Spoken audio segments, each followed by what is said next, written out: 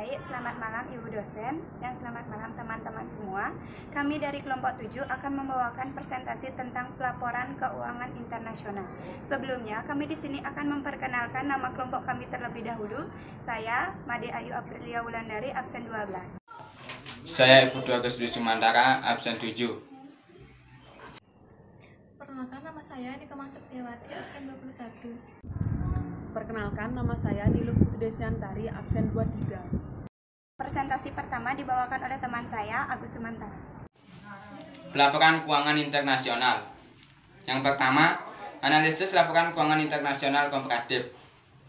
Pengertian analisis komparatif adalah teknik analisis yang dilakukan dengan cara membuat perbandingan antara elemen atau laporan keuangan yang sama untuk beberapa periode yang berurutan.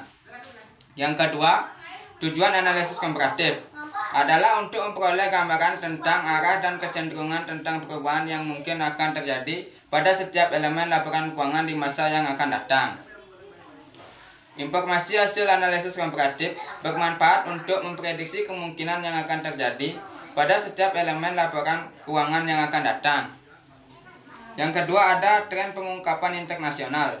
Analisa laporan keuangan merupakan proses yang penuh pertimbangan dalam rangka membantu mengevaluasi posisi keuangan dan hasil operasi perusahaan pada masa sekarang dan masa lalu, dengan tujuan untuk menentukan estimasi dan prediksi yang paling mungkin mengenai kondisi dan kinerja perusahaan di masa mendatang.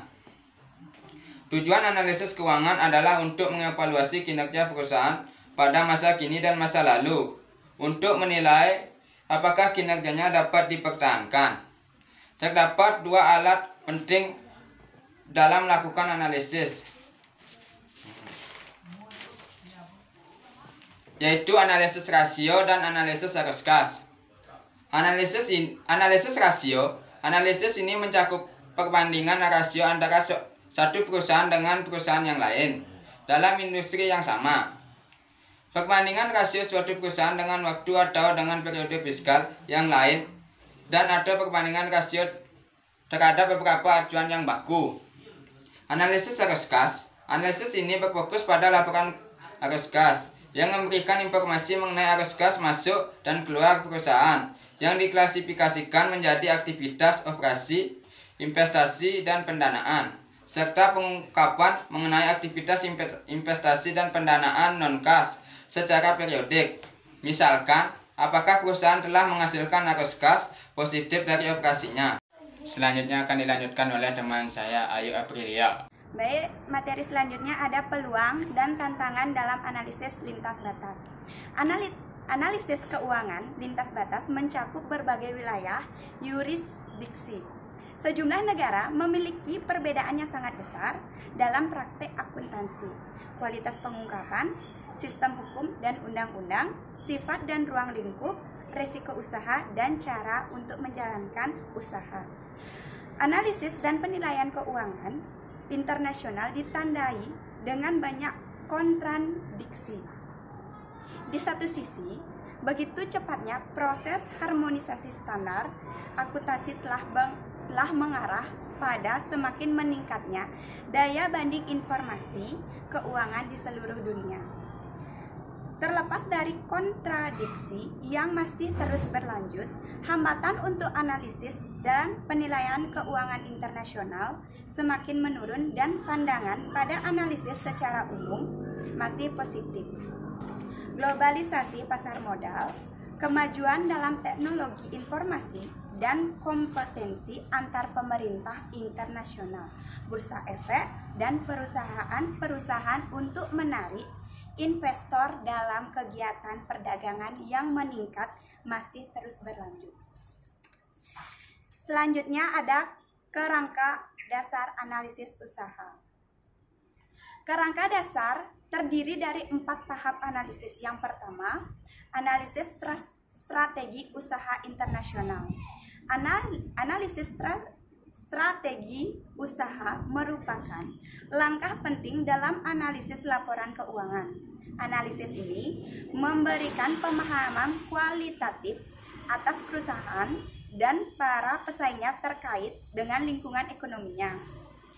Hal ini memastikan bahwa analisis kuantitatif dilakukan dengan menggunakan perspektif holistik dengan mengidentifikasikan faktor pendorong laba dan risiko usaha yang utama. Analisis strategi usaha membantu para analisis untuk membuat peramalan yang realistis. Analisis strategi usaha seringkali rumit dan sukar dilakukan dalam lingkungan internasional. Yang kedua, analisis akuntansi. Tujuan dari analisis akuntansi ini yaitu untuk menganalisis sejauh mana hasil yang dilaporkan perusahaan mencerminkan realitas ekonomi. Para analisis perlu untuk mengevaluasi kebijakan dan estimasi akuntansi serta menganalisis sifat dan ruang lingkup fleksibilitas akuntansi suatu perusahaan. Para manajer perusahaan diperbolehkan untuk membuat banyak pertimbangan yang terkait dengan akuntansi, karena merekalah yang tahu lebih banyak mengenai kondisi operasi dan keuangan perusahaan mereka. Laba yang dilaporkan seringkali digunakan sebagai dasar evaluasi kinerja manajemen mereka. Langkah-langkah dalam melakukan evaluasi kualitas akuntansi perusahaan. Yang pertama, identifikasilah kebijakan akuntansi utama. Yang kedua, analisislah fleksibilitas akuntansi. Yang ketiga, evaluasilah strategi akuntansi. Yang keempat, evaluasilah kualitas pengungkapan. Yang kelima, identifikasilah potensi terjadinya masalah. Dan yang terakhir, buatlah penyesuaian atas di story akuntansi. Baik, selanjutnya presentasi akan dibawakan oleh teman saya, Komang Septi. Saya akan melanjutkan tahap analisis usaha. Yang ketiga ada analisis keuangan.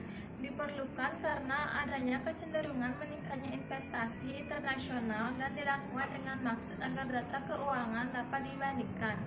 Sumber informasi untuk analisis laporan keuangan internasional adalah yang pertama, laporan keuangan, jadwal pendukung serta catatan atas laporan keuangan. Yang kedua, latar belakang, kekayaan perusahaan dan pengungkapannya. Teknik-teknik analisis keuangan internasional yang telah dipakai adalah yang pertama, analisis tren, membandingkan item-item data secara periodik selama 2 tahun atau lebih, seperti tren laba, debit rating, perubahan revenue, pertumbuhan geometri, dan sebagainya.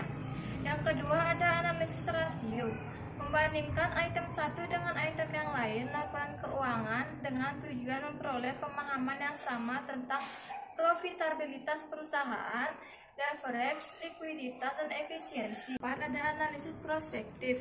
Analisis prospektif mencakup tahap peramalan dan penilaian. Ketika melakukan peramalan, para analisis membuat ramalan mengenai prospek perusahaan secara eksplisit berdasarkan strategi usaha, catatan akuntansi, dan analisis keuangan.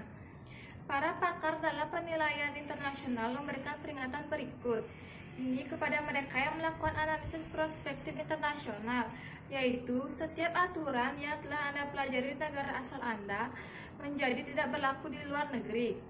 Fluktuasi kurs, perbedaan akuntansi, perbedaan praktik dan kebiasaan bisnis, perbedaan pasar modal, dan banyak faktor lainnya memiliki pengaruh yang sangat besar terhadap peramalan dan penilaian internasional.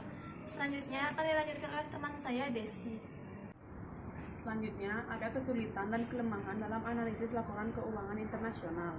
Yang pertama itu ada akses informasi. Informasi mengenai ribuan perusahaan dari seluruh dunia telah tersedia secara luas dalam beberapa tahun terakhir. Sumber informasi dalam jumlah tak terhitung banyaknya muncul melalui World Wide Web. Perusahaan di seluruh dunia saat ini memiliki situs web dan laporan tahunannya tersedia secara cuma-cuma dari berbagai sumber internet dan lainnya. Banyak perusahaan juga menjawab permintaan atas laporan tahunan dan dokumen. Banyak database komersial menyediakan akses terhadap data keuangan dan pasar saham puluhan ribu perusahaan di seluruh dunia. Perusahaan yang tercakup dalam database komersial ini umumnya perusahaan besar yang laporan keuangannya menarik perhatian para pengguna dan investor. Sumber informasi lain yang juga berharga adalah publikasi pemerintah, organisasi riset ekonomi, organisasi internasional PBB, organisasi akuntansi, audit, dan pasar surat berharga. Yang kedua itu ada ketetapan waktu informasi. Ketetapan waktu laporan keuangan, laporan tahunan, laporan kepada pihak regulator, dan siaran pers yang menyangkut laporan akuntansi berbeda-beda di tiap negara. Jangka waktu pelaporan keuangan dapat diestimasi dengan membandingkan akhir tahun fiskal sebuah perusahaan dengan tanggal laporan audit. Tanggal terakhir ini dianggap sebagai tunggal indikasi kapan informasi keuangan perusahaan pertama kali tersedia untuk masyarakat umum. Yang ketiga itu ada hambatan bahasa dan terminologi. Perbedaan bahasa antar negara dapat menimbulkan hambatan informasi bagi para pengguna laporan keuangan. Kebanyakan perusahaan yang berdomisili di negara-negara yang tidak menggunakan bahasa Inggris menerbitkan laporan tahunannya dengan bahasa negara asal. Namun demikian, semakin banyak perusahaan yang relatif besar yang berada di perekonomian maju menyediakan laporan tahunan dalam bahasa Inggris. Yang keempat itu ada pertimbangan mata uang asing. Sebagian besar perusahaan di seluruh dunia menetapkan domisili akun keuangan dalam mata uang domisili nasional mereka dan membuat para analis menghadapi dua permasalahan, yaitu yang pertama ada berkaitan dengan kemudahan pembaca. Yang kedua itu menyangkut isi informasi. Bagi seorang pembaca yang terbiasa dengan dolar akan kebingungan apabila dinyatakan dengan euro. Cara untuk mengatasinya adalah dengan menetralisasikan saldo mata uang asing ke dalam mata uang domestik. Yang kelima itu ada perbedaan dalam format laporan. Format neraca dan laporan laba rugi berbeda-beda di setiap negara. Perbedaan klasifikasi secara internasional juga cukup banyak terjadi. Buku acuan transaksional accounting dapat digunakan secara lengkap. Perbedaan klasifikasi lainnya yang ada di tiap-tiap negara. Meski menyulitkan, perbedaan format laporan keuangan tidak terlalu penting karena struktur dasar laporan keuangan cukup mirip di seluruh dunia. Dengan demikian, kebanyakan perbedaan biasanya dapat direkonsiliasikan dengan sedikit usaha. Sekian presentasi dari kelompok kami buka dengan sesi diskusi.